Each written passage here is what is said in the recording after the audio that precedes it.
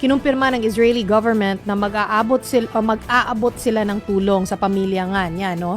Ayon kay Israel Ambassador to the Philippines, Dana Kirsch, tatanggap ang pamilya ni Mary Ann De Vera ng monthly allowance at assistance mula sa gobyerno ng Israel.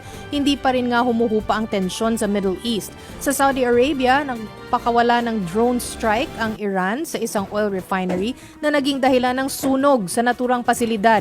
Pero pagtitiyak ng Energy Ministry ng Saudi, hindi naman ito makakaapekto sa supply ng langis. Sa Beirut, Lebanon, nasa 30 Pilipino ang apektado ng missile attack mula sa Israel. Sa kabila ng patuloy na gulo, mananatili pa din ang ating mga kapatid na nakatira doon dahil sa takot na mawalan ng trabaho. Yun pa rin talaga yung kalaban.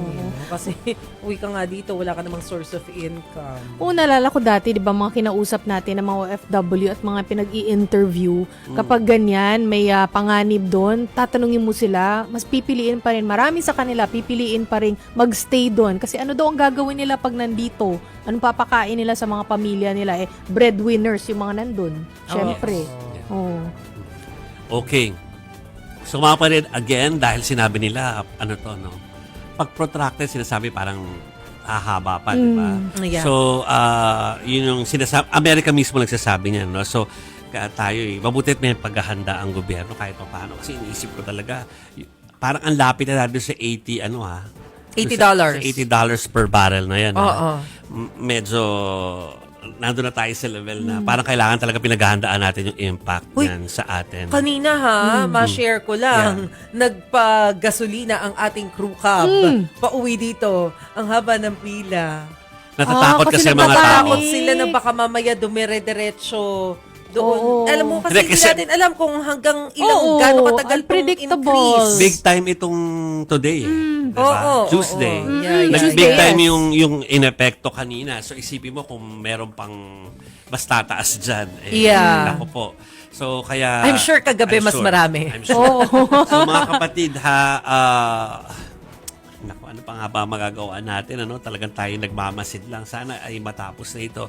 And hopefully po, yung mga kababayan natin na nagtatrabaho sa ibang bansa, safe kayo dyan. Okay, so, alam namin na I'm sure yung mga kababayan natin sa ibang bansa na baka nanonood ngayon, sila naman alam nila kung sino yung mga tatawagan. Pero para mapaalala ng mga kamag-anak ninyo, ayan po pwede kayong tingnan nyo yung mga lalabas sa screen ninyo. Una namin ilalabas na yung PLDT Crisis Hotline ay available 24/7 Chiki para sa kani-kanino. Para dun sa mga Pinoy po na nasa Iran, sa Israel, Iraq, Bahrain, Kuwait, Oman, Qatar, the United Arab Emirates at Saudi Arabia. Libre yata hanggang March 7 po yan. No? Ito po yung numero mga kapatid. So, syempre, country code ng Pilipinas, 632. Area code ng Manila, 632-884-57799. Yun. Mga kapatid. Pero parang possible yata siya na palawigin, depende sa mangyayari. Depende. Pero sa ngayon, March 7 po yung binigay na deadline. Hanggang March 7 muna ngayon. Pero hopefully po ay tuloy-tuloy ang komunikasyon at yung pong mga OWA hotlines natin ay pa-flash mo namin sa screen para po sa mga kaanak at saka doon sa mga talaga mga kababayan nating nandoon sa ibang bansa. So para po alam nyo kung sino ko kontakin, ayan nakikita na po ninyo yung OWA emergency hotlines sa inyong screen. 1348 po talaga yung OWA hotline. So pag dito sa Metro Manila, syempre diretso dial lang yan, 1348. Pag nasa labas kayo ng Manila, nasa Vismin area for example, mga kapatid, regional, syempre kailangan nyo mag-dial ng 02. 'Di ba? Kasi area code yan ng Manila, 021348. Kung international po, mula sa labas po tatawag, country code and area code po, So 632-1348. Yan, 1348 po talaga yung hotline.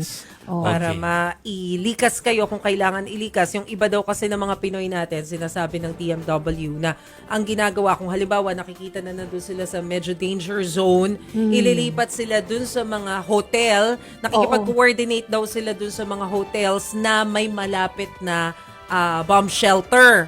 para kapag ka may bigla ang nangyari, madali silang tumakbo sa shelter. That's true. 'Di ba? Kasi may mga areas baka mamaya yung tirahan nila malayo-layo Oo. delikado. Suburbs. Diba? Oo, no, ha, mga kapatid. Ang importante, in communication kayo. Yeah, binigyan na kayo ng bossing namin ng libreng tawag para alam po ng mga mahal nyo sa buhay na nandito po sa Pilipinas kung ano ang inyong sitwasyon dyan. Ha, mga kapatid? Basta tuloy-tuloy lang pagbabalita natin tungkol sa mga nangyayari sa Middle East, ha? Kasi kahit marami tayong issue sa politika, mas malakas ang tama niyan sa atin kapag aside Buhay from yan.